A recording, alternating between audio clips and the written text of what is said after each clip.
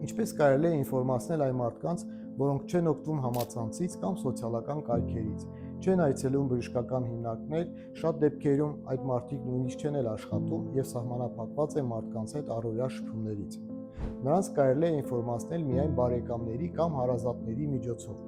Երիտասարդ հարազատները գտնվում են սոցիալական կայքերում, եւ այս տեսակ տեսահոլովակների իմաստը շատ դեպքերում ուղղված է նրան, որ համեմատաբար երիտասարդ մարդիկ տեսնելով, լսելով այս կամ այն հիվանդության մասին, ուշադրություն դարձնեն կամ տեղեկացնեն դրա մասին իրենց տարեց բարեկամներին, տատիկներին, պապիկներին, մայրերին, հայրերին։ Նրանք պաշտպանված չեն եւ այս տեսակ ինֆորմացիան ինքնուրույն շատ դեպքերում չեն կարող ստանալ։ Փոխանցեք այս ինֆորմացիան նրանց։ Ասեք, որ նրանք պետք է հետազոտվեն, ժամանակ առ ժամանակ պետք է անցնեն աչքի ամբողջական հետազոտություններ։